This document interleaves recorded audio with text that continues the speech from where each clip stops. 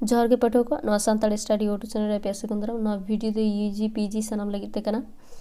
नवा वीडियो दो special in बनादा comment section रे नवा क्वेश्चन रे वीडियो बना लई पे रिक्वेस्ट लेदी तो ना खातिर नवा वीडियो दो बनादा स्पेशली नवा वीडियो तलते जदि आपे किछु हेल्प हुयो खान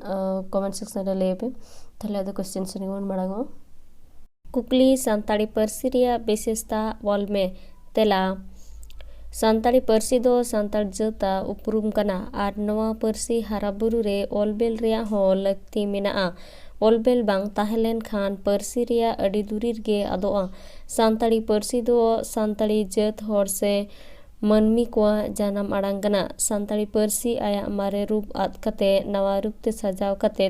हिरिक पसीर जियड़ मेना गया संताली पार्सी रे दो अडी आयमा एटकेटोड़े आ घटन से बेघटन को हो पारोम अकन गया उनाते आया मौलिक रूप खन नवा साजते साजाव कते जेवेत मेना गया तबे एनहो आया मारे मठन दो बायात सरियाकत गया संताली पार्सी दो ऑस्ट्रिक पार्सी घारंज खन हे अकना संताली पार्सी दो खेरवाड़ी पार्सी गुट रिया मिटांग दाड़ेयान चांगा कना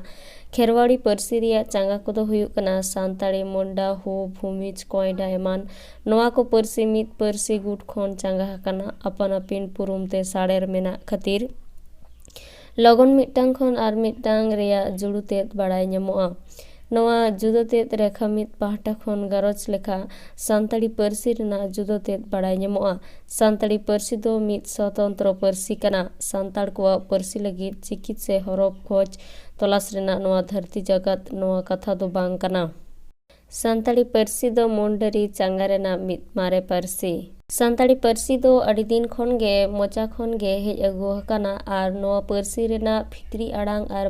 बायरे आड़ांग हो लेताड़ गे बदल अगु हकाना मेनखान नवा पार्सी हो होड़ा मोचा खन हे अगु हकान खातिर संताली पार्सी को रोड़ रे घेता कान ताहे कना ओनाते लई गानोआ जे संताली पार्सी रोड़ अड़रिया आड़ांग को दो तीस हो मारेना को दो साब दो बांग हुई दड़ेआ संताली पार्सी दो संताल जता हड़मो मायम जीवी सलाते जपड़ा मेना ओना खातिर संताली पार्सी दो रोड़ रे अलगा गया ओना तेगे पालेन अब संताल जत दो दुख अनट रे बोन ᱧᱩᱨ लेन खान आयु मेनते बोन अड़ंगोदा संताली पार्सी दो दरिया रे पारमो चोंगा कना जहा चोंगा रेन अब सानाम मनमी दो लवड़िया कना बोन संताली पार्सी रिया विशेषता दो हुयुक कना संताली पार्सी दो मित जाति सावता रेन होड़ जुमित रे दोहो बोना संताली पार्सी ताला तेगे सावहेद लाकचार आर धर्म हारा बुरु कना इनतेम संताली पार्सी गे जाति सावता रेना उपरुम दो इनतेम संताली पार्सी ते पढ़ाव लेखान अलगा तेगे सिखनत बोन ᱧᱟᱢ दाड़ेआ इनतेम संताली पार्सी गे नाना हुनर उयहर रेना धड़े मारांगे तबोना इनतेम सिखनत रेना सानाम खन मारांग डहार दो नवा संताली पार्सी गे इनतेम नागाम जेवे दोहोय रे जानाम पार्सी गे सरी गड़ोय एम दाड़ेआ बोना इनतेम होड़ सावहेद हारा बुरु रे संताली पार्सी रेना गे असंभेड़ एनेम मेना वीडियो तो नोडी के मुचातेना वीडियो नेल लगे सनाम को गे साई साई सारहाव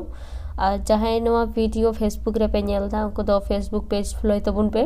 और नवा वीडियो यूट्यूब रे नेल लगे डिस्क्रिप्शन रे लिंक एम मेना ओडे चला कते पे नेल दाड़िया और जहाँ नवा वीडियो यूट्यूब रे पे नेलदा उनको दो नवा वीडियो जस्ती खन जस्ती लाइक और शेयर और सब्सक्राइब तबुन पे।